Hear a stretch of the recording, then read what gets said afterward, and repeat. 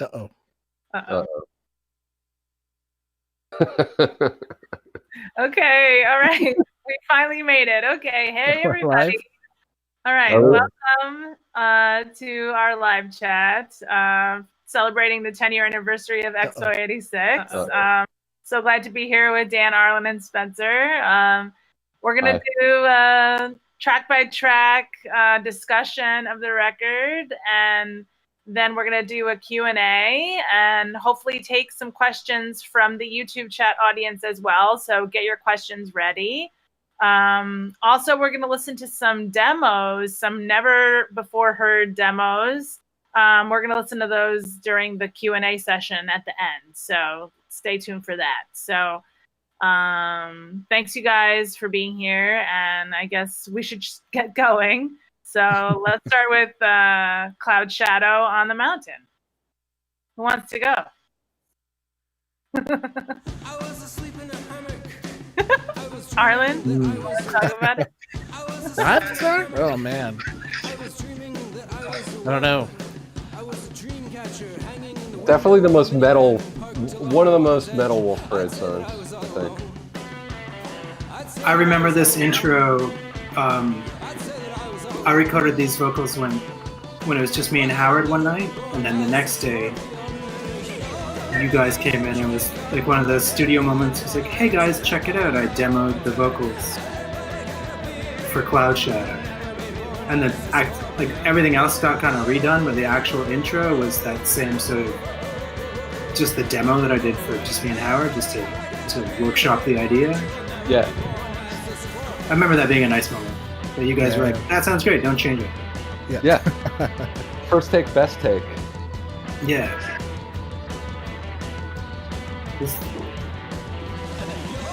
This song is sort of a friend of ours who was sick at the time. It's sort of like a get well soon song. I always like that the lyric reference, the boat shoes. It's really great. Yeah, very island. A lot of people were wearing boat shirts back then. The late aughts. The song was really fun to play live. The breakdown, especially. The sort of Black Sabbath breakdown that happens in the middle. Yeah, I always thought it like Led Zeppelin. Yeah, maybe Zeppelin, more Zeppelin. One of the few songs too where we've got actual some space in the song. We actually this part you mean? Yeah. Not a lot of process like creating this song, because I know a lot of the songs didn't take a lot of takes in making of this record, so I wondered, was this song a quick one, or can't remember. I'm trying to remember back then. I don't remember this one being, I think this one came together pretty quick. It sounds like it did. It sounds like not a ton of thought went into this. Yeah. I think we workshopped a lot of these songs like in the studio, or not in the studio, but in our own rehearsal space before we recorded the record. There wasn't a lot of like guesswork, you know. I think the record was done when the beds were kind of done live off the floor, right? Yeah, pretty much. Drums, keyboards, guitar, and then I think there's almost zero overdubs on this. I don't know what, other than just stuff for fixes, but yeah, we didn't really layer anything. The vocals were all done after. Yeah. The only big overdubs were like bass on a couple of songs where Dante had like a guitar part and a bass part. Right. I think like Yulia got bass thrown on it, and like Little Golden Age, and then maybe some extra guitar stuff too. Yeah, this one's fun. This was a nice idea to start the record with this song. Yeah, it kind of really announces the record. Some classic bits here. Yeah, some oh-ohs. This one is fun to play live, but it's exhausting. Like this part, I'm usually quite out of breath trying to play the fast bass notes and my right hand and hit these oh-ohs. It's pretty aerobic. Play this one a lot live though. Yeah, but do you notice how we almost always start with it? Yeah. Yeah. Kind of an insane song to start with too, because you really like. I mean, at least for me, you really need to be warmed up. You gotta be limber. Yeah, it's okay if you into the set. Yeah. I can't even remember the track order on this All right, here record. we go with Palm Road. Palm Road. Oh, Hey, there you go. oh. Stop. So, Oh, it's coming. There we go. Brad's got thumbs up. Oh, we're gonna talk about Palm Road. I like this song. Go, Palm Road, It still gets stuck in my head. I like it too. It's weird. It's almost got like a shoegaze vibe to it. Everything kind of floating around this like rolling drum beat. Yeah. I haven't heard it in so long. We only played it live a few times, right? I think it made it quite a Maybe. bit into the set for a certain era, like Yeah. a couple of tours. Yeah, definitely those 2 Expo tours. It was in there.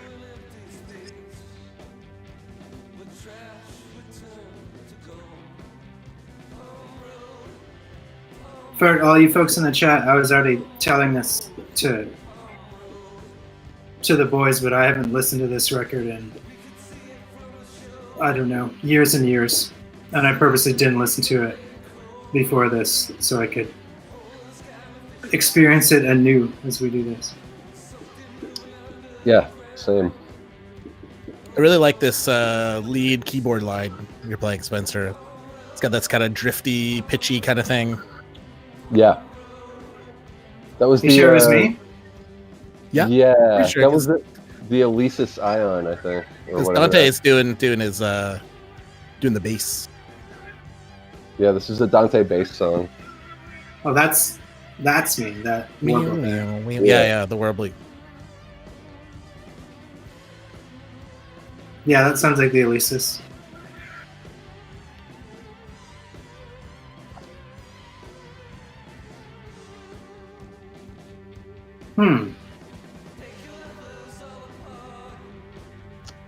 Any thoughts about this in the recording process? Like, what was it like in the studio? I think kind of like Cloud Shadow, we just like banged out the bed tracks, and then I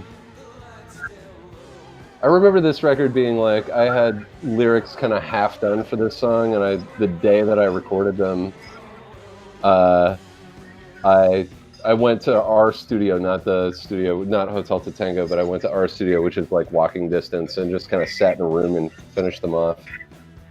But I think this song and Yulia and Little Golden Age, Howard, who produced the record, he couldn't come in. Like, he wasn't available for this one day. I was supposed to do some vocal recording, and instead of Howard, we got Ephraim from Godspeed You Black Emperor behind the board. So I had to do these vocal takes with Ephraim sitting behind the board, looking miserable, and I'd just like do a take, and I'd be like, "Is that any good?" And he'd be like, "I don't know. What do you think?" Like, love Ephraim, but yeah, he was not encouraging as a producer. Not a really great coach. Not a great coach. Yeah, not really into building you up. You know. Yeah.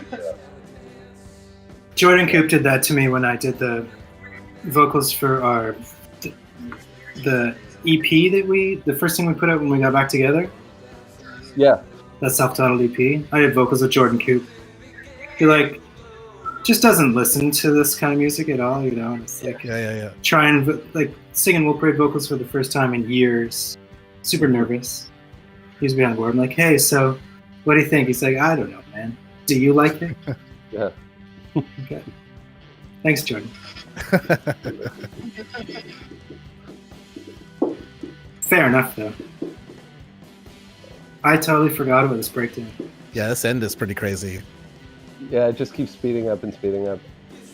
I think I was playing, this is during the era where I was playing, I had like a Dave Smith Mofo, like a monophonic keyboard. Yeah. But I was playing just the simplest lines. When we played live, I'd just kind of like hold a chord, turn the fuzz pedal on, and play the keyboard and sing. It was fun. That's weird, like freight train kind of ending. I'm playing that chord. This that chord keyboard I had, right? Yeah, SB1, yeah. Yeah. So that honky like horn sound was like one of the presets that I really loved. That might as well have just been called like trumpet. Honky horn. Yeah. Saxophone, funky saxophone. Yeah. Did you I say? can't remember what it was really called. All right, here's What Did My Lover Say? It Right. always had to go this way. This was the lone survivor of Expo for a long time. I feel like it was the one song from the record that stayed in the set list. It's really fun to play. Yeah. Disco jam. I love hearing this song live for sure. This feel is like a this lot is- slower. Yeah. I feel this is really like the ultimate Dante guitar song. Like he really shreds, you know, the solos and stuff are super awesome on this song. Yeah. Yeah. Great.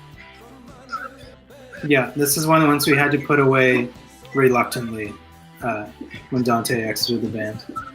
A lot of stuff we could just play without him. A lot of things were like we were fine to let go of, but this song was a bit of a bummer. Yeah. Agree. Because this whole part right here, Mm-hmm. it's gotta have. Yeah. Yeah. I like it slow. Yeah, it's groovy. This is definitely an example, I think, of something that happens a lot on Expo, where like we came up with a riff we all loved to play, and then figured out different counterpoint melodies that worked over it, and sort of presented them over the course of the song. Yeah. And everybody gets like a moment to present their melody, and then that melody is usually like layered on with another melody, or it's removed. Yeah.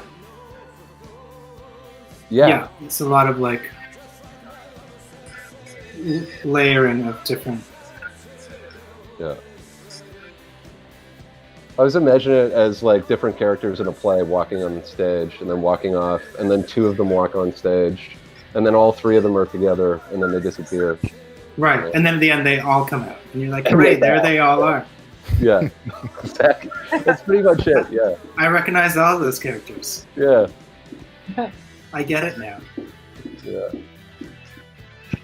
Yeah, there's just like Yes. a lot of chapters, little chapters, all based on the same theme. Yeah, like listen to this like pure Dante DeCaro guitar work here. It's like Yeah. Yeah, so I'm good. I'm playing the honky horn keyboard in my left hand now. Does anyone have an existing copy of the Dante Clams outtakes? Howard does, I bet. Probably Howard. Yeah. It might have been emailed to us at one point. You should check your Gmail account.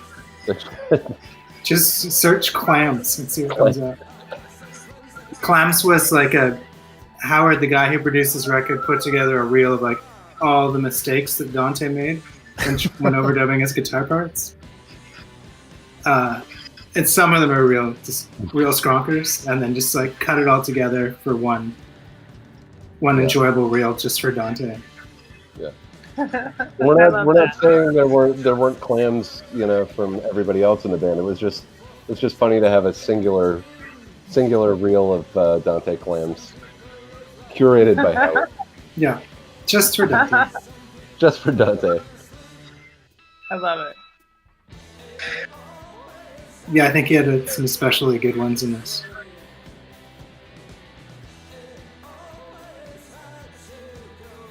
I have no specific memory of recording this song though. I think it all was pretty quick. I think we recorded the whole thing, like all the bed tracks. I think in only like maybe 2 weeks.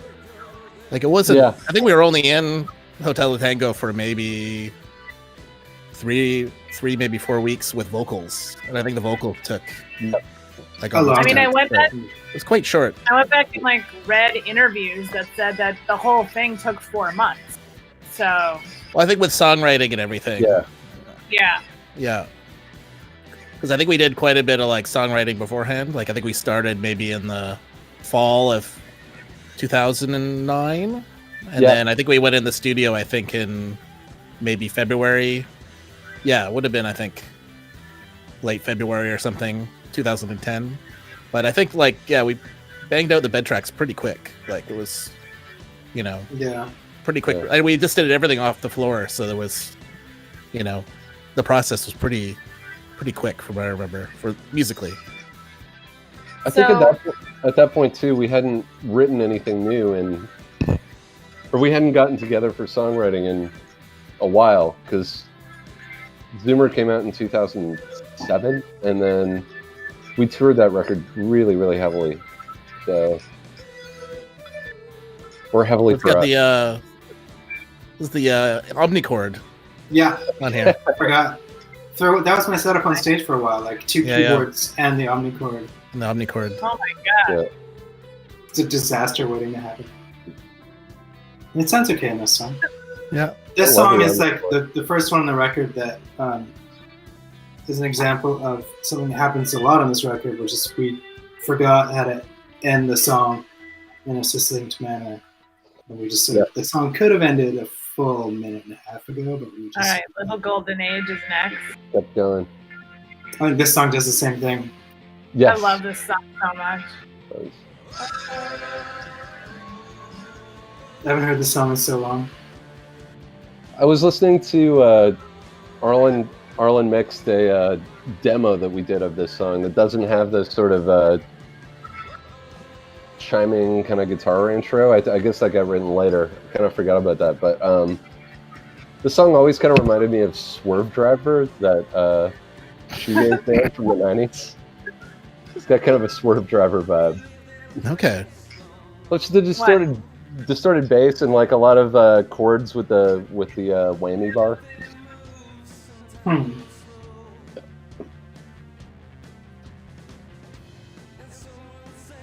I read that this record was done to tape and not digital. Is that true? Yeah, that is true. It's Howard is a I think so, yeah. big tape fan. Yeah, we did it all to tape. Well, I think I got transferred at some point, so I don't think it wasn't mixed off tape, but Yeah. Did Yeah, we do I the vocals to tape, or was it just the instrumentation? I can't remember. I'm pretty sure everything was done to tape. Hotel to Tango had that real plate reverb, right? Yeah, that big tank. It's like a 8 kg big wooden box filled with oil and a spring. Yeah. Mhm. So I think we use that. Not that. I don't know if it went to tape or to Pro Tools.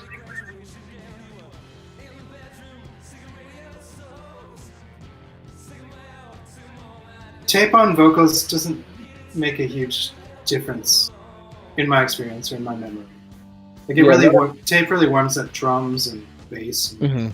Yeah. and smushes things together in a really warm way, but it doesn't really matter for vocals. Yeah. You don't have to like punch and all that, which you have to do with tape, which is a lot more labor intensive. Yeah. Yeah, it's true. And you can do, substitutions, basically, digital. Mhm. I have a voice memo that I dug up of, me just in our old studio trying to figure out the lead line in this song, but the backing instrumentation is all Korg Electrode, Okay. and it's a dance hall beat, basically. Nice. 'Cause I think I was sort of in the process of writing some of the stuff that would end up on Sound Capital, so like that setup all got kind of jammed together. Like my comfortable writing state when I was alone was like just a sequencer and then a very loud guitar, and that's it. But it sounds Would've terrible. loved to hear dance hall. The voice memo sounds it's embarrassing. It's really bad. Yeah, the dance hall version is. I would have loved to hear that. Man, that Korg SV1 really had a heavy hand in the sound of this record, right? Yeah. Mhm. Well, there's not Never much realized how tone distinct it stuff was. with it, right? No. Like, Nope. It's got like 8 presets. Yeah. Like you can save 8 favorites. 8 Yeah, faves. 8 faves. Yeah. Save your fave. That was a big thing for Wolf Parade. That keyboard is really good for its electric piano sounds, if I remember, but beyond that, it's like not any kind of a synthesizer. So, with that sort of fat horn sound that's everywhere is really like, I must have just been super into it.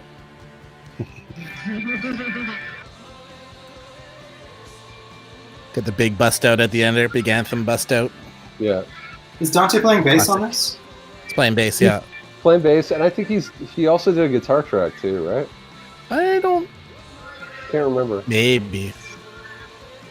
I remember doing so few overdubs on this record. Like, we really kind of tried to just capture what the band was doing live.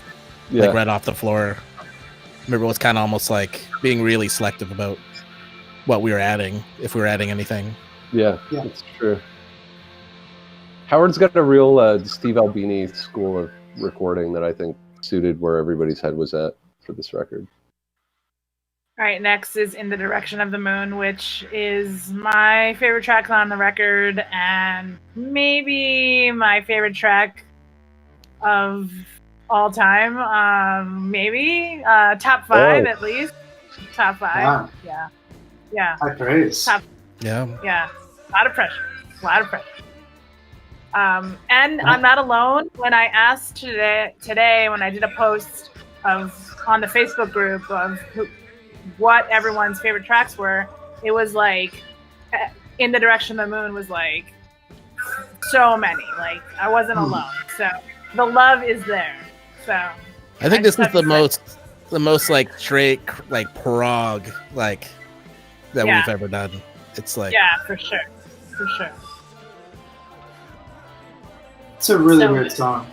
just, Like we hardly ever did it live because it's it was really hard to play live for me. it's Very just like hard a to weird play. one. Fucking relentless song. Yeah, your hi-hats there. Yeah, it's They just never really stop. like really. Yep. One thing to note on this song is it took me forever to figure out how to sing it, like the lyrics. I remember this one was one of those like problematic songs for me where like we all knew we liked the music, but I didn't have a way that I wanted to sing it. And the original, like it nearly got scrapped because the original lyrics were basically just way more words, like classic me back then, like just cramming in way too much information into one verse. And it just sounded bad, basically. And like we all knew it. And I knew it. But I didn't know how to fix it until one day I just kind of had this eureka moment of like, I just need to sing way less. Like less words. Yeah. Less information. Which is why it's like starts with just sort of like shouting us just a couple words at a time. It was a nice moment when that worked. So good.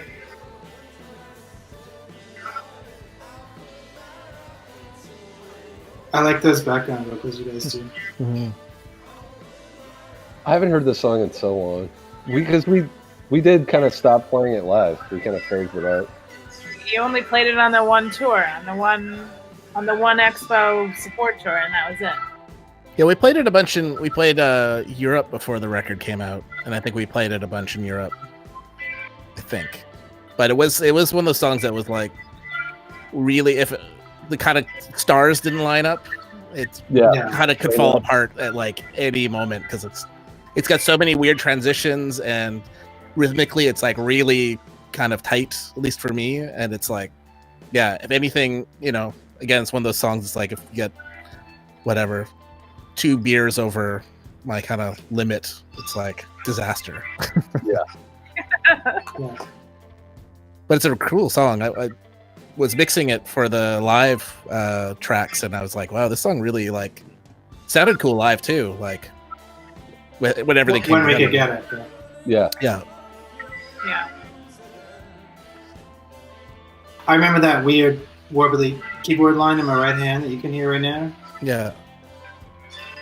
Just like so fucky and weird to play with the main bass line at the same time. Yeah. That was where I always fell apart. I could sort of do that, but then to add vocals over top, I was running at like full capacity. Yeah. It's like the CPU is at like 95%. Yeah, it's like totally. So close to crashing. it's just about to stutter. Yeah. Get in the circle. Like Dante's doing some really cool guitar work here. These little licks. It's heavy. This one's heavy. Yeah. I like the this vocal used to, setting. at one point, this was just filled with words. Too many.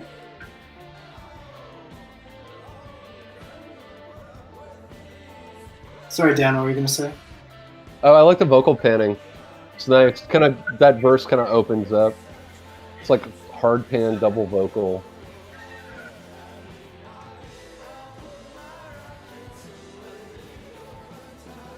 I think there's so little studio trickery on this record that when it does happen, like the little moments of it, it's really cool, you know?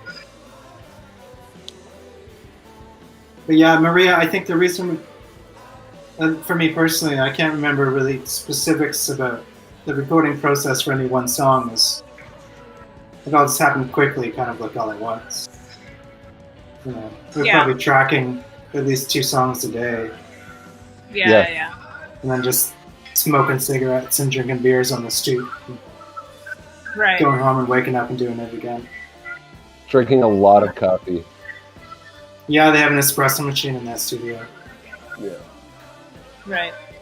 I say that like no other studios have an espresso machine. But it's not like just an espresso machine. It's like a barista capable, like full commercial. Yeah. Makes like rocket fuel if you wanted to, which is great for recording. Yeah. But All very right. dangerous. This Ghost Pressure. Oh, yeah. This song, I've always felt You like used was to do kind of this a a lot, bud. companion piece, or like kind of a sister song to What Did My Lover Say? I feel like they got written around the same time, but we tend to do that a lot. You should do both of those live. Like they were the 2 songs from this record that you would do live a lot. Mm-hmm. Yeah. I love playing this song live. Yeah, I remember this song being really fun. I really like Dante's bass on this because we're kind of like, I'm using like an octave pedal to play bass on guitar. And Dante's playing way up high on the bass, and then we kind of swap basically at certain points. I always thought that was cool. This has the omnichord in it again. It's too. got omnichord, yeah. Yeah. Nice. Little shots. Yeah.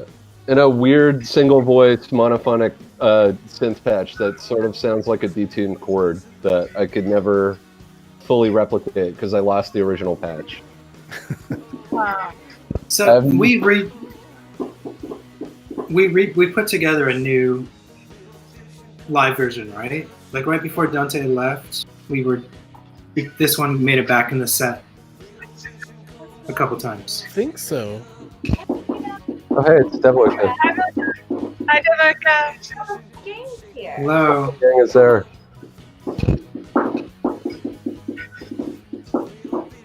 See you later. Bye. Bye. Got a drink. Cheers. Yeah, that looks good. Yeah. It is good. I think this is one of the songs too that we had the working title was, I think, Beyonce. Yeah. We, for some reason, Yeah. thought that it sounded like a Yeah. Beyonce song, and I have absolutely no idea how we ever put that together. Yeah, there when you first, because you did so many of these songs live first. All the set lists had these crazy names. So yeah, I remember Beyonce being one of them. Yeah, that's right. We never stopped calling it Beyonce when we wrote Yeah. that. Yeah. Yeah. We used to working titles of a lot of songs were just like, hey, this part sounds a little bit like Elvis Costello. So then you have a song called Costello for 10 years. Yeah. Right. I think found the it- breakdown of this is what reminded us of Beyonce. Right. Like the part that's still coming up with the omnichord. Yeah, like Though, of burning- course, it sounds nothing like Beyonce.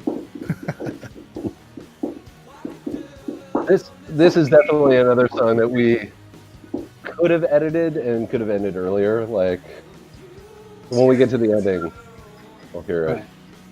Right. But yeah, we did a completely different version of this, or not complete. We kind of self-edited it for the like the reunion shows. Yeah. Like you were saying, yeah. This part. Yeah. It's like That's a running total through the- record. Totally. Of course. That's exactly like Beyonce. Can you hear it?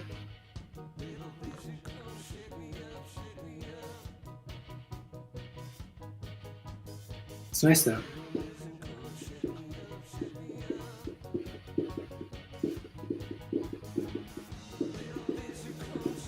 You guys remember that the like the one sheet for this record, we wrote it ourselves, and the sort of the tagline for it was like music that you can drive through the desert in your convertible to while giving a finger to the world.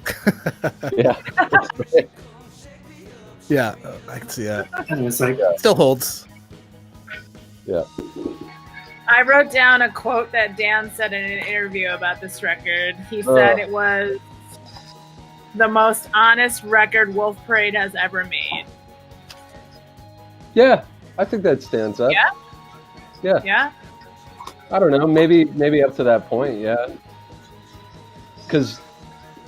Though I don't know what would be our most dishonest record. Yeah. That we count for that. I think it was like.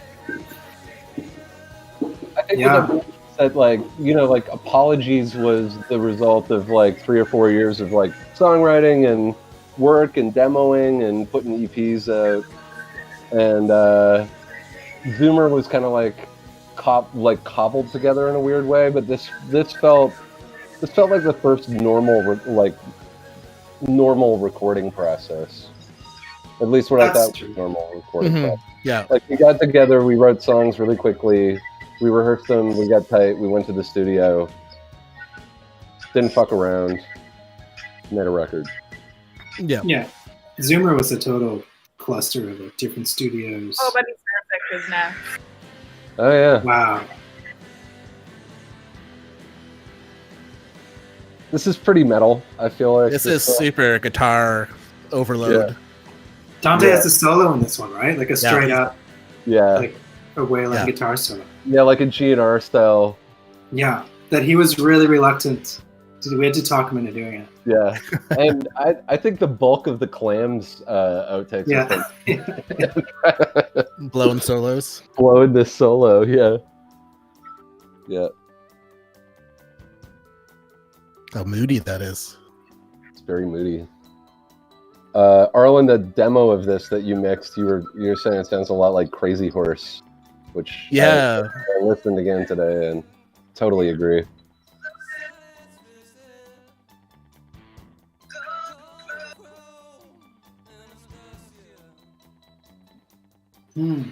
Yeah, this is kind of the closest I think I'll ever get to writing like a Blue Oyster Cult vocal melody. It's kind of got Don't Fear the Reaper vibes. Oh, I guess eventually we'll have to talk about the live album that you put together, Arlen. That was dropped today, really quickly before Yeah. the chat, before we started the chat. Yeah. What was just a compilation from various live shows? Yeah, well, we recorded a bunch of shows, I think in maybe the fall of 2010, and it's just been sitting around forever, and it just kind of like made sense that, as like, kind of thought about it as like, do we have like the whole record as a live, so I was able to take a bunch of these shows and pick some of the takes, and yeah, it just kind of seemed like something fun to do. The songs definitely live have a bit of a different flavor. Yeah.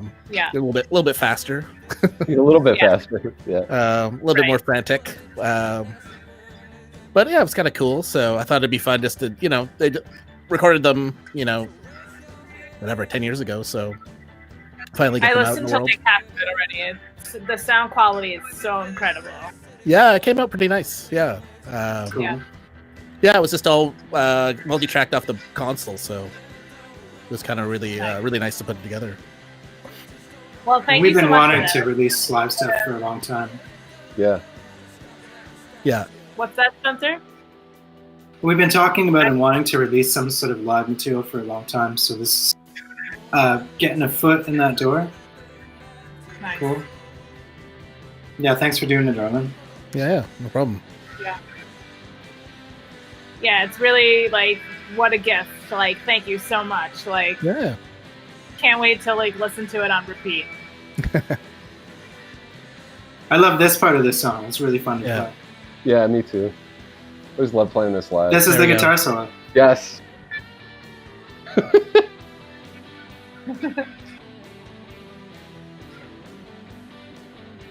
There's something Yeah. very Canadian about this track. Yeah. Totally.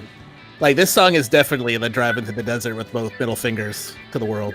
It's like Sunglasses on, but it's nighttime. this song gives zero fucks. Yeah. Yeah. But you're in the convertible alone. No one's Yeah. with you. No, Yeah. no.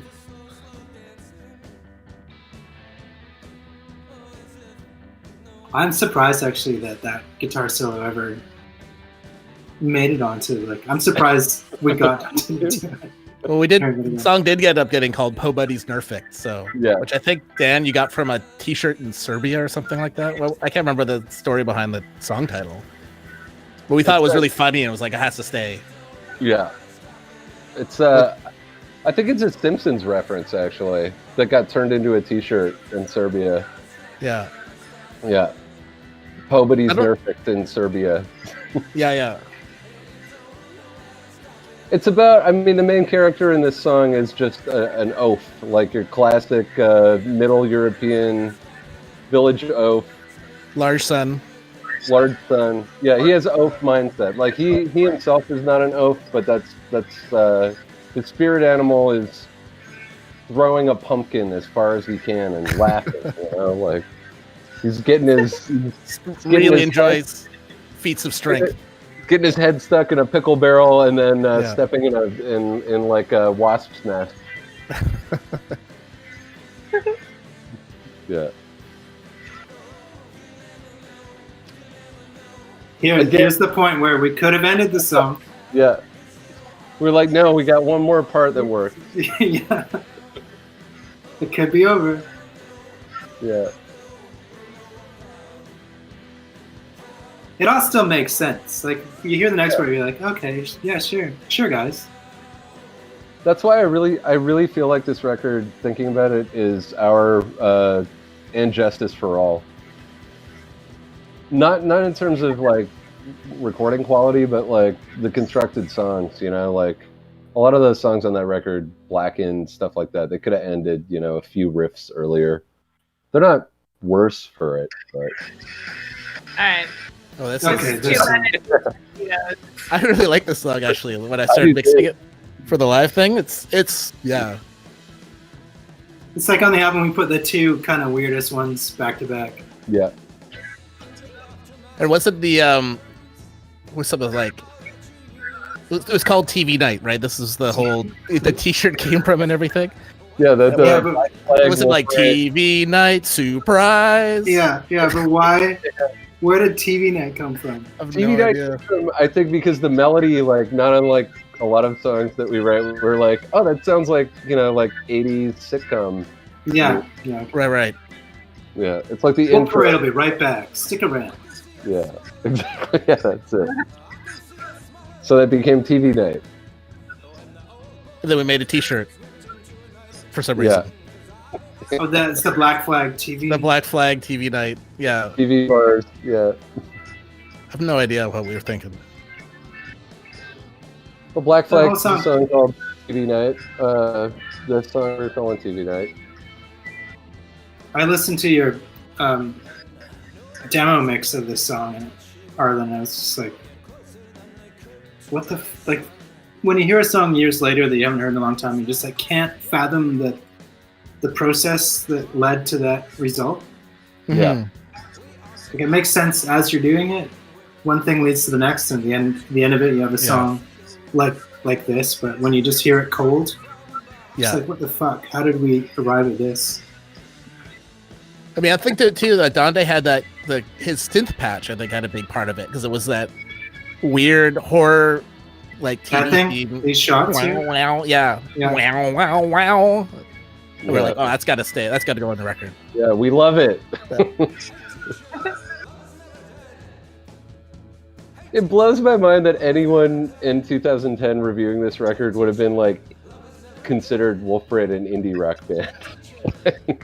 Like I think of other records that came out in 2010, and I don't know what we're doing here, but it's definitely like contained in our own universe. Like the fact that synth patch stayed in, the guitar solo stayed in. Yeah. Yeah. Makes me yeah. smile. Yeah, Makes me it's happy. nice. It's true. Yeah. There's a really sweet fan of ours, this kid named Leo, lives in around Tucson. And he's been to a couple of our shows with his parents. He was on that last tour we did. Okay. I don't know if you guys remember. I was talking to him and his family after the show. Oh yeah. Yeah. He's got like a red shirt that says "Hey Teacher" because this is his favorite song. And he's always yelling at us to play it. And I'm always like, it's like the last song that we know how to play. It's like probably the bottom of the list. Dead Wolf Parade. We'll be right back after this commercial break. That song has one of our best ta-da endings. Yeah. This is OU old thing. Yeah. Yeah, this one feels more serious, like immediately more less of a joke. Yeah. This song's just about Montreal. Mm-hmm. It was like the party was ending. The party of the aughts. You could feel it. Sorry to bomb everyone out there. Sorry. No, I was just thinking about it. It's true. Yeah. 2008, 2009 really felt like an end of a specific era for a specific group of people in Montreal. Yeah. At this point, I was already living like super far east. I had moved like away from Mile End. And... Yeah. I drove by that place the other day. Like you used to live in a converted tanning salon, basically, right? Yeah. Above a karaoke. Above a French karaoke bar. Yeah. That's where these lyrics were written. Yeah. Like, could you see into it? I feel like you could The see roof. into through the roof. There was Yeah. like a fucking skylight right over. Was it right over the stage or? Yes. So my sort of balcony was that you could go out a door and hang out on the roof of the karaoke bar and watch people sing through the skylight. And they never saw you because no one like looks straight up when they're singing karaoke. Imagine if they did though. They're like hitting like the perfect note and looking straight up, and there's just four people just Yeah. Because I remember smoking being sticks and just watching you through the skylight. I remember being at your house for like a dinner party or something where we were just standing around the skylight, like watching people watching. Yeah, it was a thing to do. It was like the campfire. yeah. Go outside and watch the TV, you karaoke bar. can't change the channel on. I really like this moment coming up when it gets kind of like really low and groovy. Mm-hmm. Yeah. It's really cool. This is a really nice, one of my favorite moments on the record, I think. Me too. This is one of those songs live where if it wasn't in the pocket, it didn't work. But Yeah. when we hit it, it's really fun.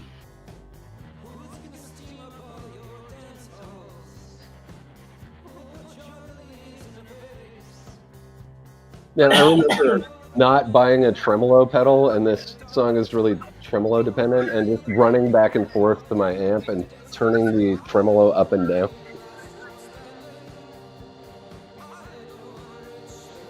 Sound good, whatever you did.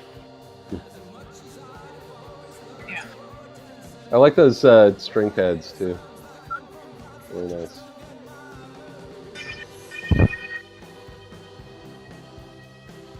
I especially like this part live.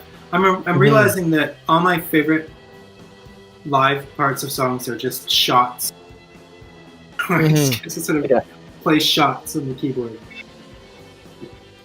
I don't have to think about what each finger is doing. Just sort of punch the keyboard. A friend of ours called Wolf Parade Militant on Verse Flash Tours.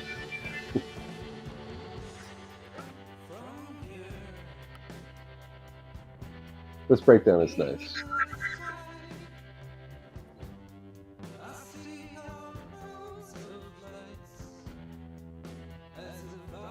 But yeah, this era of Montreal was really bittersweet for a while, for like about a year. It was just sort of like that feeling where like you were at a really fun party, but then you sort of like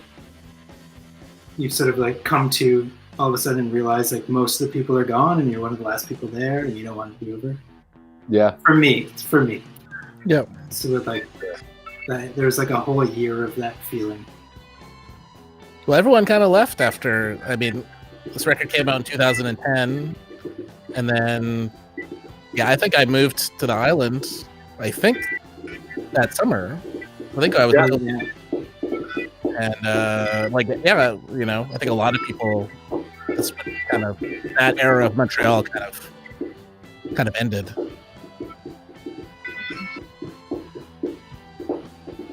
Dan's still there, holding down the fort. I'm still there, but I left in late 2011, early 2012.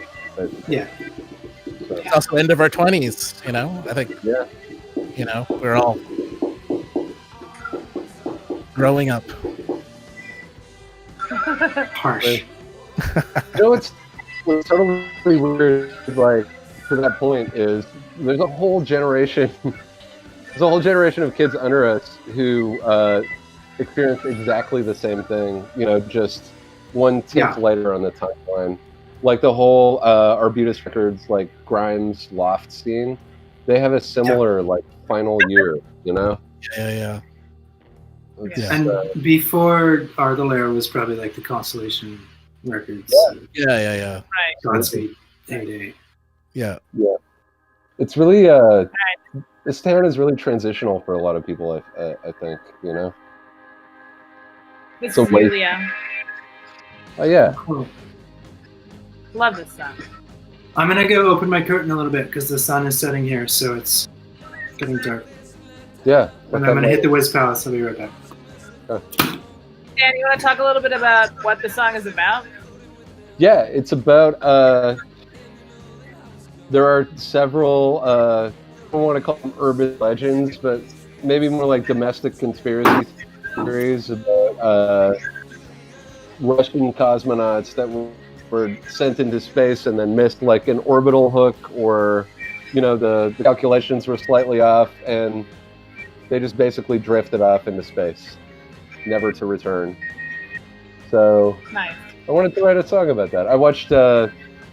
I'd been traveling to Eastern Europe a lot with Handsome Furs, and we'd played in Moscow a couple of times. And I went to their. I'm not sure what it's called now, but it was called like the Museum of Culture for a while. It was an old Soviet museum, and they had original space capsules. They had Yuri Gagarin's spacesuit, some stuffed dogs that went into space. And I got the idea for the song while I was there, and then, I just kind of wrote this thing. But I don't generally write like story songs, so this is kind of an anomaly for me. I think it was fun. Nice. This song. Go ahead. Well, this song too. Like you were just saying, the militant. This song would be like prime kind of like the kind of rhythmically militant, almost to like a caricature. Yeah, totally. For Wolf Parade. There's an Alex March. There's an Alex Chilton song that I really, really love called "Hey Little Child." That's on. I think it's on like Flies for Sherbert, like this totally insane record he made after Big Star. That it's just like the sound of a guy dealing with like addiction problems and a psychological collapse. It's an amazing album, but that song has kind of the same vibe. That and some of the Lindsey Buckingham stuff on Tusk. Mm-hmm. I think I was listening to both of those a lot when we wrote this. Mm-hmm. But we made a video for this song too, with Scott Coffey. With Scott Coffey, yeah, that was fun. Love Yeah. it. Yeah. But this was a difficult song to play live because basically Dante's playing bass on this and guitar. So there was overdubs happening, but like when we played live, I think there's the live version you mixed of this, Arlen. I'm playing bass on my guitar with an octave pedal. No. That the one that that tour we had Nori from Ogre You Asshole. Oh yeah, that's So right. we had to get what's like with a few guests, kind of Guest people we've bass had on player. stage, and so Nori from the bass player for Ogre would come up and play bass on the song for that tour. Yeah, Nice. that's right. Yeah. Yeah, I miss playing this song. It's really fun to sing too. Nice. All right, next is Cavo. Cavo God. Sapien. Yeah. It's the last song. Yeah. This one's intense. This one is insane. Yeah. I feel like this song is a purely Wolf Parade song, like if this band has an aesthetic, it's heavily concentrated inside this song. Like the guitar parts.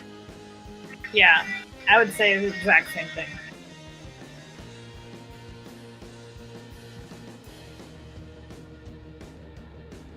When I was mixing the live stuff, I was listening to some of the references, and Carlin, my wife, was listening to it, and she's like, "Was this song hard to play?" And I was like, "Yeah." She's like, "Yeah, it's a little relentless." And I'm like, "That's a very relentless song, especially Yeah. live." You're basically going Yeah. for like 7 minutes. Yeah, it's like it's in like the car's in fifth gear. It's like it's so. Yeah. Yeah, there's no real break or respite. Spencer, this is the last song on the record. This is Cavo Sapien. So I missed Yulia completely, eh? Sorry about that. Okay. Yeah. Shit, Yulia's a cool song. It's okay, I'm not gonna... No looking back. No regrets. Regrets. Spencer, anything you want to say about this song? Anything about what it's about, or? It's about just addressing like your inner oaf, your inner dummy. The Cavo Sapien in all of us that sort of can't escape sometimes. Right. It's really all it's about. It's being like, I'm an idiot.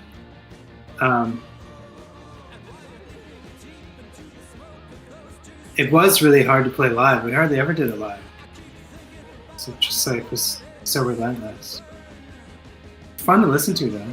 Mm-hmm. It's like almost like a surfy thing going on sometimes. Yeah. It was really hard to slot this song into the set too, because like it's so intense that you kind of want to play it last now, but by the end of a 90-minute set, Yeah. it's extremely challenging. It also did is it. definitely one of these ones where it could have ended. Like it could end right now and be a perfectly fine song. I think we're Sure. like halfway through. Maybe, yeah.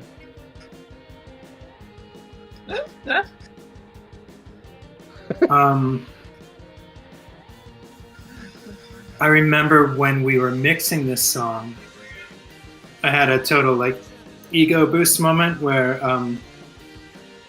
Terry from Constellation came in, and I was like, "Oh, cool! Who's playing bass?" But there's no bass on the song. It's just me and my left hand on the keyboard, and I was all like, It's me. "There is no bass." It's like the first Doors record. No bass, man. Because he's like a bass guy, right? Yeah. It's like, cool, who's playing bass? It's like, Yeah. He's the bassman. but yeah, it goes on and on. Did you have alternate lyrics for this song? I can't remember. I feel like there was like you did 2 different vocal takes, and I don't know. I really, probably, if you remember that, I'm sure you remember more about the process than I do.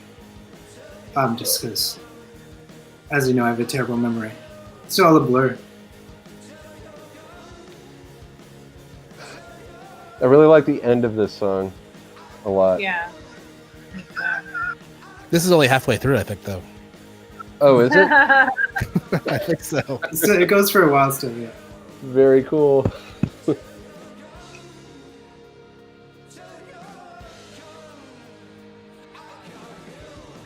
I like this part.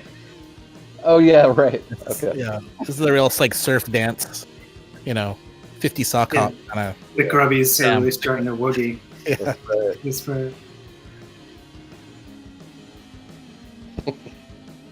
Dan's singing there Oh, Dan's got. all by himself for some reason. You didn't do that live. Sure didn't. It doesn't seem that hard. I'm not sure why I didn't do it. I'm just singing what I'm playing. Oh yeah, Dante's got this really nice like sort of NES synth sound going on. Yeah, yeah. You have found the wizard's key. This is that part where you're like, huh, they're still going. Yeah. Go at it, huh? Like, Huh, they're gonna sing it again, hey? All right. Okay, guys. oh, this must be the end of the song. Oh, that must be the end. Must be There we ending it go. up. Oh yeah. And no. Oh no. Let's keep no. going. No, there's more. They had one more thing to say, which is nothing.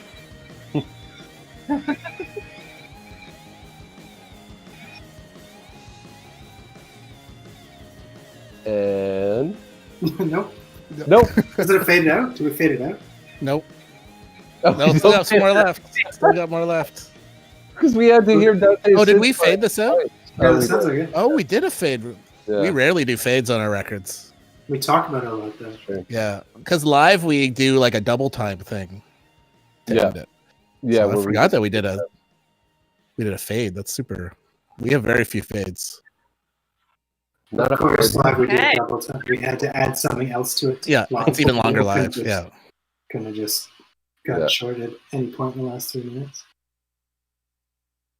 All right, so that's the record. Whoa. Yeah. Now we have questions. We're gonna listen to some demos. Arlen, do you want to talk about these 3 demos? These are pretty early from what they look like they were dated. Just kind of dug them out of the archive, and yeah, they just have these kind of early versions of Pobody's Nerfect's Golden Age, and then a song that became part of it became What Did My Lover Say, and part of it became Two Men, Two New Tuxedos. So kind of interesting. It's just like more kind of stuff that came out of jams and then evolved into songs. So yeah. Okay. So I think the first one's a demo of Little Golden Age. Yeah. Right? That's what we listened to, It's Brett. got the I think I'm trying to do the beat that Dan was talking about, the more dance hall beat over top. So Nice. I'm trying to imitate The kinda what he dance programmed. Yeah. Okay. Yeah. All right. While we do that, while we listen to that, we're gonna answer some questions. Okay.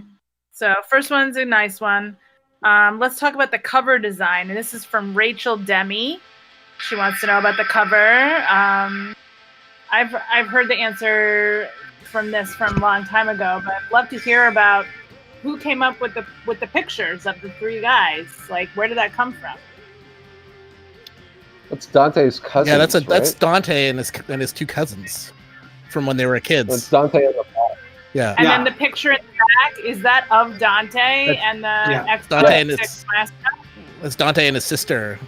And the story behind that photo is that his dad couldn't afford to do like that, to pay to get the picture with Expo Ernie, so they snuck them in behind Expo Ernie, while some other kid was getting a real picture with Expo Ernie, and then his dad was just like, just stand behind him and I'll take, because he had to pay to get a picture with him.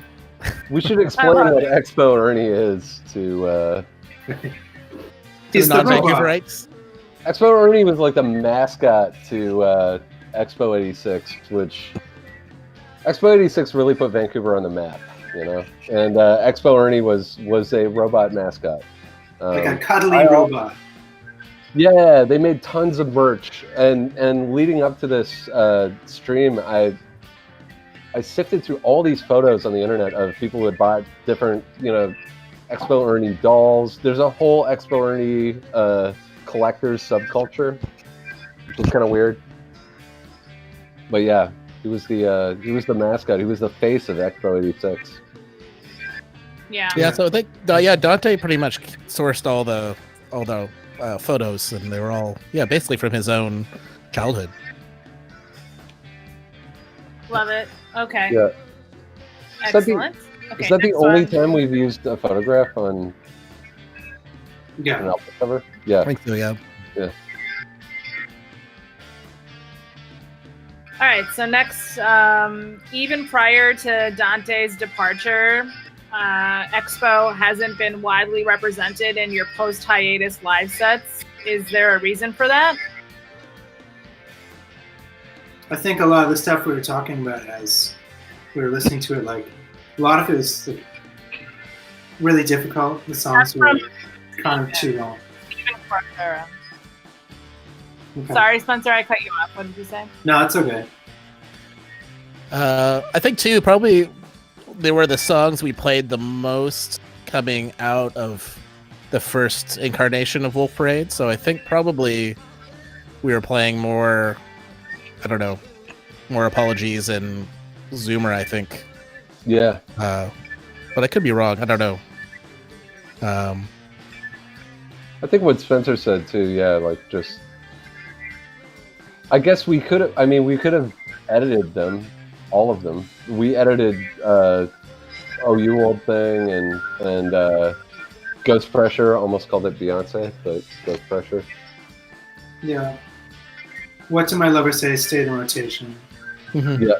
Kevo Sapien, like In the Direction of the Moon, Golden Age. A lot of those they never made it all the way in the door. Almost, we just tried them for like 1, 2, or, and then you write more songs and you want to play the newer material. And you still want to represent like the classics from the first record. There's only so many minutes in a set. Yeah. Something's got to go.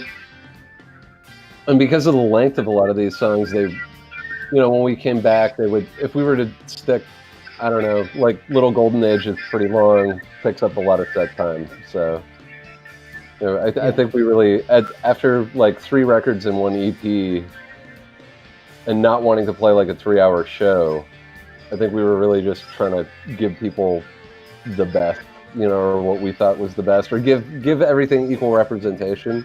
And we try to do that a lot.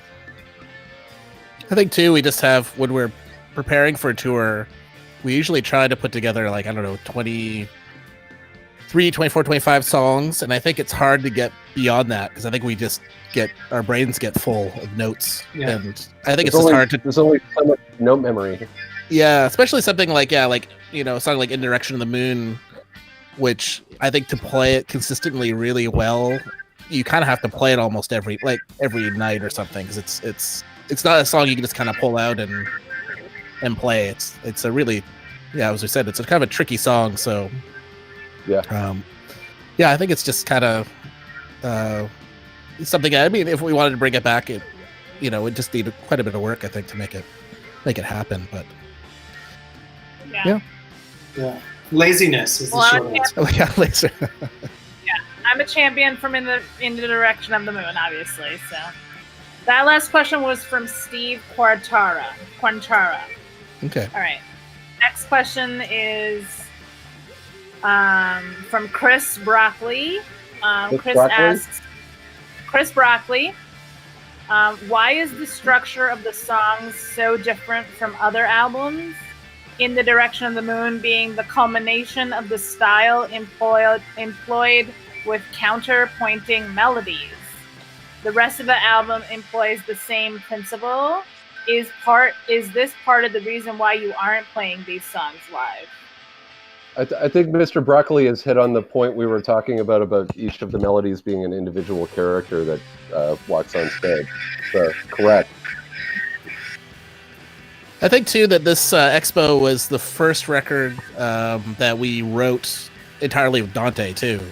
So with this 4-piece with 2 guitars,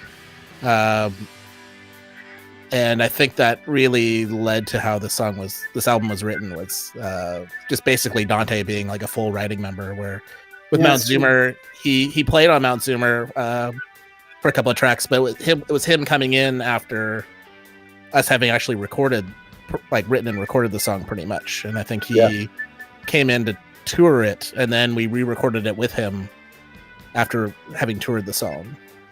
The songs for Zoomer. Right. So I think that really led to how this album kind of was written, was, writing as a 4-piece with Dante. And creating all these little vignettes where everyone can represent their idea. Yeah. Mm-hmm. And then in different combinations of those ideas, like Dan was saying, you end up with like a longer, more spread out structure. And way more like counterpuntal stuff between Dan and Dante. This record is probably the most examples of like when we were writing it, like you and Dante standing across from each other with your guitars, figuring out parts that worked together. Yeah, like you do this while I do this. And there's a lot of like interlocking stuff on this record. Yeah. And then, you write something like that and then you feel like you pulled off some kind of magic trick. So maybe you want to play it 16 times instead of 8 times. Yeah. And then the whole thing just kind of snowballed. Yeah. Because how long is Expo 86 as a record? It's like 55 minutes long. It's pretty long. Yeah. It's 55:34, yeah. For how many songs? 11. 11. Okay. Yeah. Yeah, those are long songs. Yeah. Yeah. It's true. Thanks everyone for putting up with them. Yeah. All right, we're listening to the demo of Pobody's Nerfect, just in case anybody was wondering. And the next question is from Michaela Johansson, and she wants to know, what are each of your favorite tracks on the record and why? Huh. I think for me, especially just kind of coming back to it, I think "In Direction of the Moon" is my favorite. I think it's pretty unique in our whole catalog for songs. I don't think there's anything that really sounds like it that we've done since. Yeah. And I think it's just like a lot of cool little parts, and it's got a lot of cool like just little moods within the song. I don't know. It's smart choice. I think "What Did My Lover Say" is probably my favorite one on the record, just because. Yeah, it's a good example of what we've been talking about, like interlocking parts. There's dynamics, but it's almost like it's like a monolith, but just constantly sort of rearranging itself. Nice. I don't have a favorite. I know it's too. I'll have them all. Children. I can't figure. What Did My Lover Say is fun to play live. It's definitely not my favorite on the album. I always thought Palm Road could have got more attention than it got. It's a great song, and we hardly ever played it live. True. And it doesn't really come up very often, but it's a good one.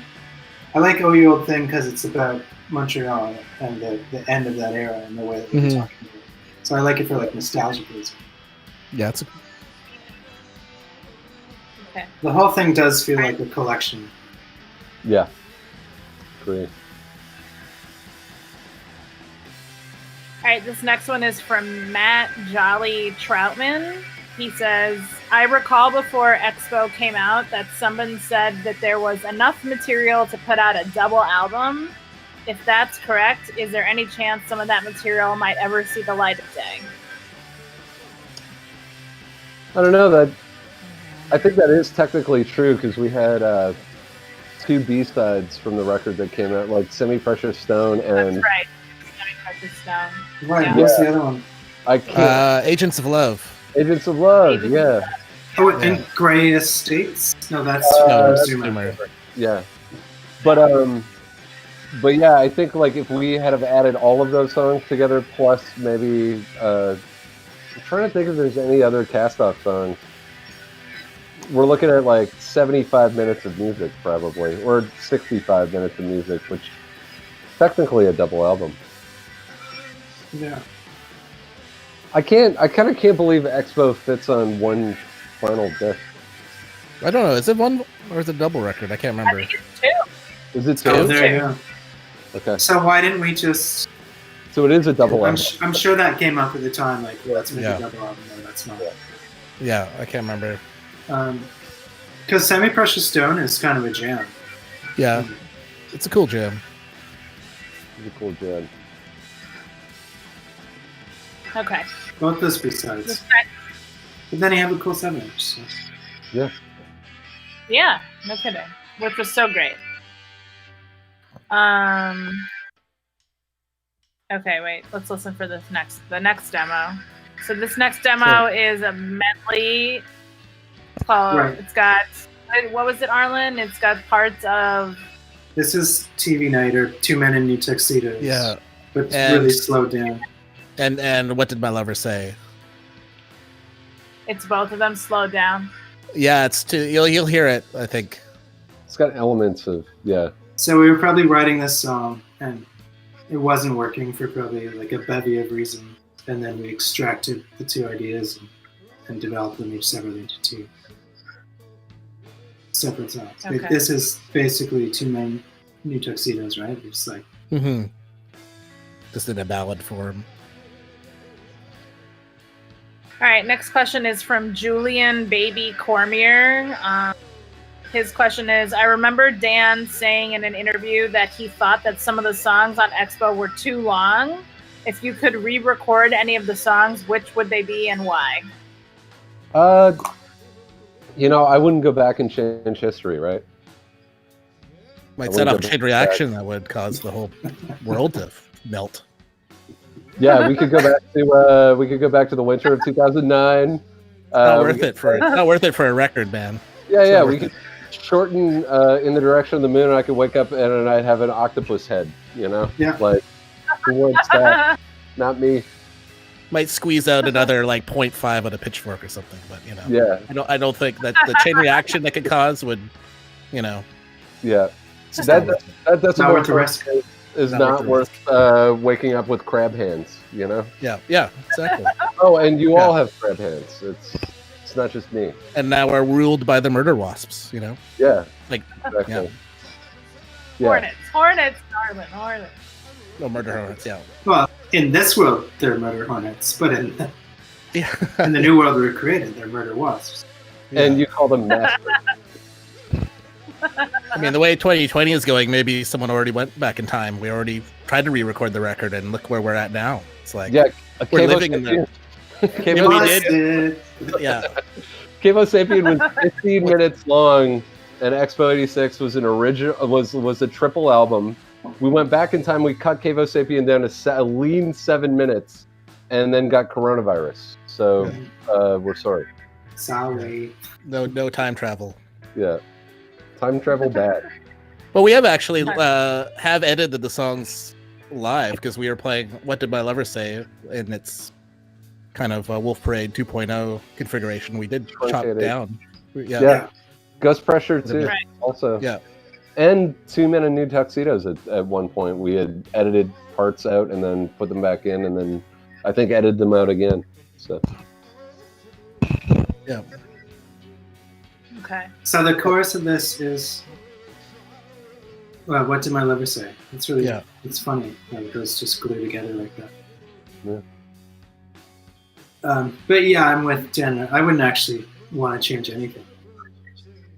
Even though, like, playing them live, I'm glad we did, but I wouldn't want to change the record at all. It's a nice little document of the time. yeah, agree. Got it. Totally.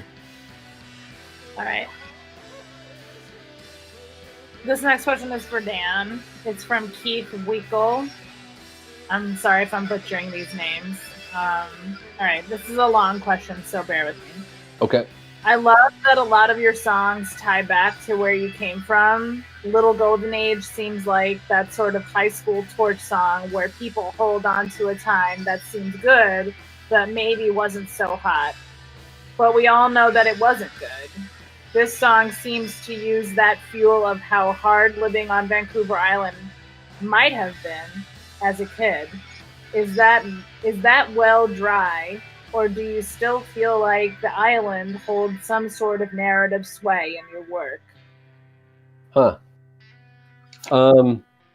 Yeah, I mean, that song is totally autobiographical. Like, Cenotaph Park is an actual place in Cowichan Lake with a sad little monument to the handful of people that went and fought in World War One, from the community. And yeah, all the characters in it are real people, but I don't know. I don't think I'll ever be able to stop writing about the place that I'm from, because my relationship with it and my relationship with the memory that I have of growing up there changes constantly. So I kind of feel like that place was a foundation to the writing, and everything is just kind of built on top of it. So yeah. Nice. Okay. All right, we listened to all the demos. We did. Next question is also from Keith Wilkie to Arlen specifically. What is rhythmically the most interesting song for you that you play on Expo and that you wish was part of all tours? Well, as I was saying, In Direction of the Moon, I think is really cool. There's like a ton of really cool sections and parts. But yeah, it's a really, again, super tricky song to pull off live. And so yeah, it'd be, fun to maybe play it again live. But yeah, the trickiest rhythmic stuff is also the toughest to get, really tight live. But yeah, I'd say there's a bunch of stuff on this record I think that is super. Oh, We lost Alan. we lost We got a Arlen. frozen Alan. Frozen in the data stream. He must have tried to go back in time. Classic mistake. Maybe he's still Maybe we'll get Arlen back in a second.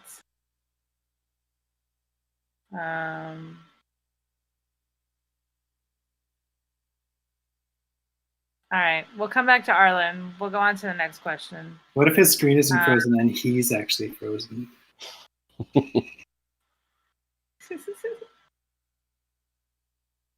Hopefully he'll come back to us. I hope so. Okay. I hope he doesn't continue next answering that question for too long before realizing. Yeah. The next question is from Cecilia Allen. How was the making of Expo different from the making of previous albums? I think in the ways we already touched on, like it was the first record, like Dan was saying, the first record where we made a record the way that we perceived bands make records, which is to like compile a bunch of songs, like write a bunch of songs in one session, and then book some studio time, and then take it in the studio, get it all done at once in one place. Whereas every record we'd made previously, Apologies was like the beginning of the band, and so all that stuff was written over really like a couple of years. Oh, Alan's gone. And we lost him. We lost And him. Zoomer, like we were talking about, was like a bunch of different studios and a real mishmash of writing sessions. And I have good memories of it, but it was like a bit of a cluster. Yeah, it took forever. That barn, we rented like this, we borrowed a barn in rural Quebec to work in for a while. I have really good memories of being there. Yeah. Barn is the wrong word. It's like this giant sort of studio. It was the church. Yeah. That we borrowed from Arcade Fire to write a lot of Zoomer in. And even though the work we did was sometimes like we had difficult moments creatively, I have really cool memories of being around that property. Yeah. I actually just talked to Haji. I was talking with Haji about that, those those 2 weeks out at the barn, or the week out at the barn. And we both remembered that it was like summer of 2007, and the CIA declassified all their documents on MK Ultra while we were out at the barn, and we were also occasionally doing some mushrooms. And I remember just sitting in the kitchen, like either hungover or high or both, going through MK Ultra CIA documents with Haji while he just cackled at the kitchen table. That's like my strongest memory of being out there and barbecue. Sorry about that. Can anybody hear me? Yeah. Yeah, you're back. Sorry, my computer completely froze, so I don't know if that question made it through, but sorry about that. Most of it did. Everything went most of your haywire. answer. Yeah. We're just talking again about Expo being the most succinct writing process Mm-hmm. to date. Yeah, we were just. The question was, how is the making of Expo different from the previous albums? Yeah. Yeah, it's definitely when we just jumped in and was like, we're making a record and we're going to do it in one, we're going to start and we're going to finish. It felt like. And it had like we were saying, the least amount of overdubs in the same kind of spirit. Like, let's record the way the band sounds. Let's capture that. Yeah. It's like, no artifice. I remember it was like, we're trying to avoid artifice and just try to make something, as I said, like really honest, like just, what we were doing in the room. Right. Yeah. I mean, we've said this a lot before, but I really do think that every record we make is sort of a reaction in one way or another to the record that we made before. So like, there was a lot of post-production, like cobbling together of Zoomer, which I think makes it sound cool. I think that record sounds weird and haunted. And then, we wanted to do the opposite of that for Expo. And then even going further into like Cry, like we were looking back at Expo and thinking about arrangements a lot more and tightening things up, So. Right. Yeah. Okay, this next question is from Electro Ponce, and it's for Spencer. It's a little long. My favorite song on Expo 86 is Two Men in New Tuxedos. I'm assuming that the story you've written here is a musical retelling of the myth of Thor's hammer. Is that true? In addition, your writing frequently seems to echo pieces from various mythology. Is there any weird, rare, or especially interesting myth that you recommend reading about? Okay. Firstly, no, that's not true, but that's a cool interpretation of the song. To my memory, it has nothing to do with Thor's hammer. But to be fair, I can't remember really what the song is about, other than I think it's just sort of an ode to friendship. It's about like being buddies with other buddies. I have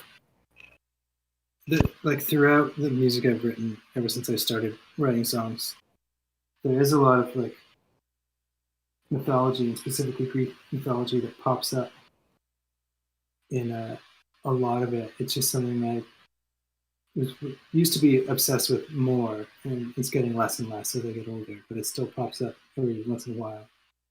And I don't really know the reason for that. I mean, it's just something I got into in my early 20s and read a lot of it and thought it was cool. And they're really beautiful images to draw upon for when you're looking to come up with analogies for things or metaphors. So I think that's why I keep doing it. As to like one specific myth, I don't really have one except to say that Hercules or Heracles is sort of a, I think, misunderstood character by like the general. If you're not really deep in the Greek mythology, he's sort of like a one-sided character, but that the character of his actual character throughout the myth is like kind of a really neat guy. He's got like he's sort of like a Cabo Sabian. Like he's got real feelings, you know, and he gets real sad sometimes. He just wants to hang out with the centaurs in the woods and drink, but he gets caught up in these adventures that he doesn't necessarily want to be in. And he's sad that his mother-in-law hates him so much. Like, he's got all these like just some very human aspects to his character. He's not just like a dude with a club.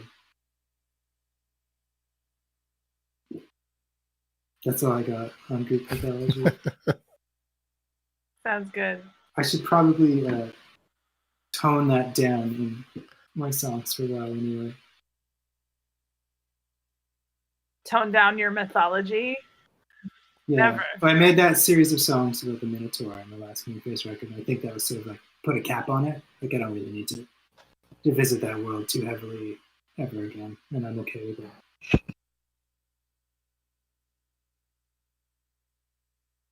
Well, thanks for that. All right, we got one more question, it looks like. I don't know. Brad is fielding me questions from the chat, and there's one, he sent me a couple. One of them is, how did you cross paths with Ephraim in Montreal? Oh, he lives here, or he lived here. So, the Constellation Records gang are kind of responsible. I mean, I don't think they get enough credit for creating the infrastructure in this city to have this sort of Montreal music scene happen in the way it did. They, invested in venues and set up a network of, I don't know, people that would put on shows. Sal Rosa, Casa del Popolo, like that whole crew really laid the groundwork for everything that came after.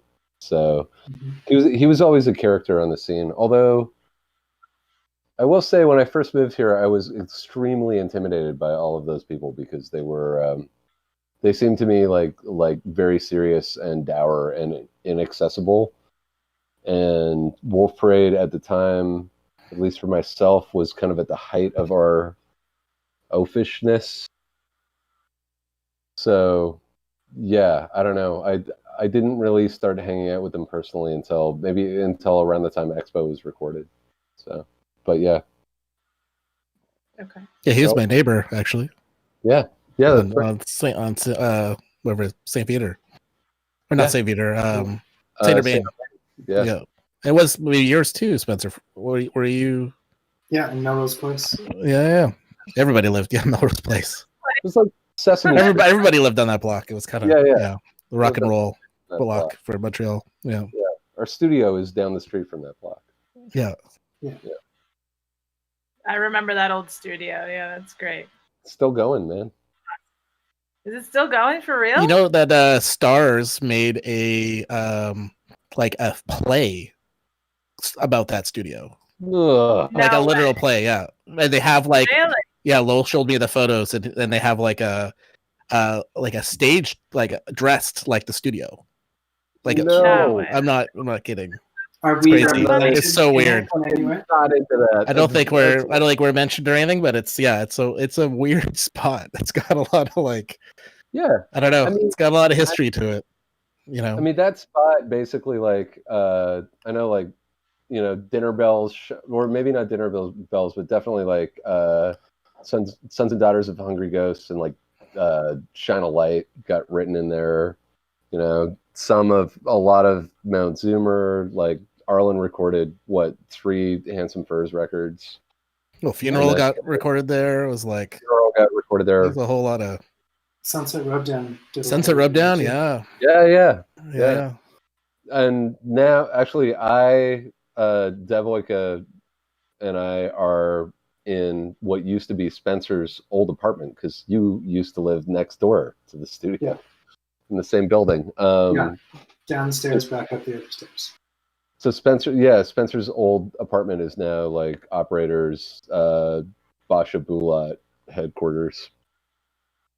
So it's still kind of in the family, but I don't know. I don't think it needs a play made out of it. Yeah, I don't know. I thought that was just totally, That's fucking hilarious. pretty bizarre. And then seeing a photo of like a stage that looks like the studio Yeah, with we like had the shitty cabinets and yeah, I don't know. Stars came in after the peak of that place. I think if there's no margarita machine or Rob Squire sleeping on a couch surrounded by drum machines, it's not the Yeah. actual. Well, stars did are having their own peak now. Yeah, we They did were in the briefly. play about it. We had a margarita machine briefly in there, which was great. Yeah. Which has Haji written all over it. That was very Haji. I love that. I do have to hop off pretty quick here.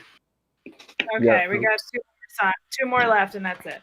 So Okay. the next one is from Pim Jamler. What are each of your top 3 songs ever to play live? Whoa. Oh, geez. For me, Fun Young Cannibals is number 1. Always has been. It's just like the way that I get to play keyboards in that song and the way the song builds, it's just like always a very relaxing, meditative part of the set for me. Mhm. And it's just a groovy song. I really like it. And I don't know, actually. Kissing the Beehive is always kind of fun. Me too. Yeah. When it comes together. Yeah. I actually really started to enjoy Grounds for Divorce in the last couple tours, which is funny because at one point I declared that song dead to me. And I was like, we can't ever play this live again. I hate it. The song is dead to me. It was just like there was something really difficult and uncomfortable about playing it that I didn't ever want to do it on stage. And then I changed my setup and it became like much more enjoyable to play. And so it's one of them. All right. The last question is for Dan. Even though we already talked about Yulia, I read that Yulia is based on the idea of lost cosmonauts, but did the tragic story of Laika the space dog go through your mind at all when you were writing that song as well? Yeah, it did, definitely, because when I visited the Museum of Culture, one of the last rooms as you walk through it, like they have, they've got like Stalin's desk, they've got banners from the Revolution, they've got a lot of like original photos and like leaflets from the Bolshevik movement, but the last room is basically all space stuff, and there are 2 stuffed dogs, like taxidermied dogs, that as far as I could tell had gone into space and then were taxidermied and preserved forever in this museum. And yeah, I thought a lot about Laika, Belka, Strelka, all the space dogs. So yeah. All right, Yeah. that's it for the questions. Thanks you guys so much. Yeah. This was really great. Thanks, Maria, for putting it together. Yeah, and thanks to Brad for Yeah, thanks, Brad. Yeah. wrangling. Brad. I'd say, And the control booth. Yeah. good job, Thanks so Brad. much to Brad for sure. Thanks for everyone for being patient while we got everything up and Yeah. running too. Yeah, absolutely. Thanks for everyone for your patience. We appreciate it so much. It's been really nice to Thanks. like re-examine this album, and then kind of enjoy it again. So yeah. And thanks to all you guys just for being here and listening to us shoot the shit for over an hour. It's an honor as usual. Right. Good job, Awesome. Maria. Thanks, you guys. Yeah. Thank you. All right. Good night. All right. Take care, everybody. Bye. Much love. Bye-bye. Bye.